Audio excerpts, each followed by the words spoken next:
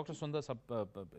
اگر ذمہ داری کا مظاہرہ کریں، ریاستیں اگر ذمہ داری کا مظاہرہ کریں اور اپنے پڑوسی ممالک کے ساتھ بھی تعلقات بہتر رکھیں تو تبھی ان کی کوئی ایک پوزیشن بنتی ہے عالمی سطح پر بھی۔ بھارت تو پاکستان کے ساتھ تو وہ دشمنی کرتا ہی رہا ہے، لیکن باقی جو ممالک ہیں ان کے ساتھ بھی تو اس کے تعلقات، جو چھوٹے ممالک ہیں ان کے ساتھ بھی تو اس کے تعلقات کبھی اچھے نہیں رہے، اور وہ ایک چودھری بننا چاہتا تھا اس علاقے کا۔ لیکن ابھی سر نے بالکل بجا فرمایا کہ آئسولیٹڈ انڈیا، مطلب اپنے پورے خطے میں جو ہے نہ صرف انٹرنیشنل ایرینا میں بالکل آئسولیٹڈ پوزیشن پہ آ چکا ہے، بلکہ اس خطے میں دیکھیں کہ اس سے پہلے جو بنگلہ دیش کے ساتھ پاکستان کے تعلقات ہیں، چائنا کے ساتھ پاکستان کے تعلقات تو ہمیشہ سے بہت اچھے تھے، لیکن وہ جو بھارت نواز اور پاکستان مخالف حسینہ وجد کی حکومت کے جانے کے بعد سے آپ دیکھیں وہ شمالی بارڈر پر، مغربی بارڈر پر، مطلب ایسٹرن ویسٹرن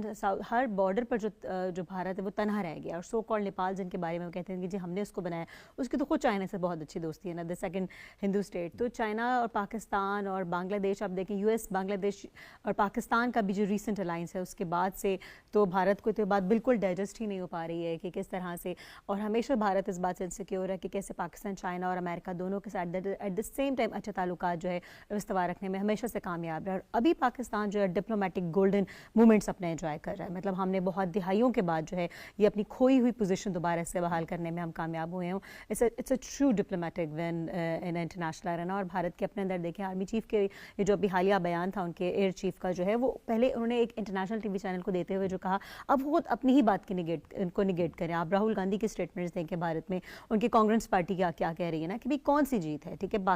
ٹرمپ جو ہے مطلب وہ کہہ رہے ہیں کہ صرف دل پاکستان کہنا ہی تو رہ گیا ہے۔ Trump is like truly in favour of Pakistan, ٹھیک ہے۔ وہ ٹیرف دیکھیں 19% ہمارا ٹیرف، 25% بھارت کا، 6% کم ہمیں کیوں، مطلب اتنا پاکستان کو ماشاءاللہ انٹرنیشنل ایریا میں ٹرمپ نے جو ہے وہ آئل کی دیکھیں کہ وہ پاکستان سے بھارت خریدے نا، تو مطلب it's a slap on India's face اگر آپ دیکھیں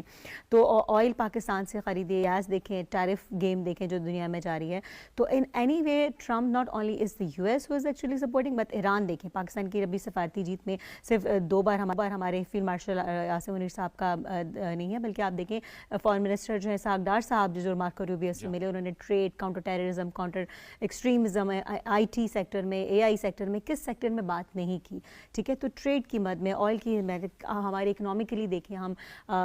ڈپلومیٹکلی دیکھیں، in any way we are amongst the top most leading alliance with the U S, and not only with the U S. ابھی حالیہ جو ڈاکٹر مسعود پزشکیان کا ایران کے president کا پاکستان آمد تھی، تو ان اینی وے ہم اپنی کرنٹ سینیریو میں نیبرنگ کنٹریز کو دیکھ رہے ہیں، جغرافیکلی اسپیکنگ ہم سپر پاورز کے ساتھ دیکھیں، یو ایس کو دیکھیں، رشیا کو دیکھیں، چائنا کو دیکھیں، تو پاکستان اس وقت کہاں پر موجود نہیں ہے انٹرنیشنل ایریا میں۔ Pakistan is on the top most leading position, ٹھیک ہے۔ ملٹری ڈپلومیسی کی اگر آپ بات کریں، ٹھیک ہے، پاکستان نے ملٹری گراؤنڈ میں جتنا اپنے آپ کو منوایا ہے کہ مطلب یہ تو بالکل آپ نے وجہ فرمایا کہ جب اوپن چیلنج تو بنتا ہے خواجہ آصف آپ کا انڈیا کو کہ بھئی آپ لا کر دکھائیں نا ٹیبل پہ، آپ کیا بات کریں بیہائنڈ دا اسکرین، آپ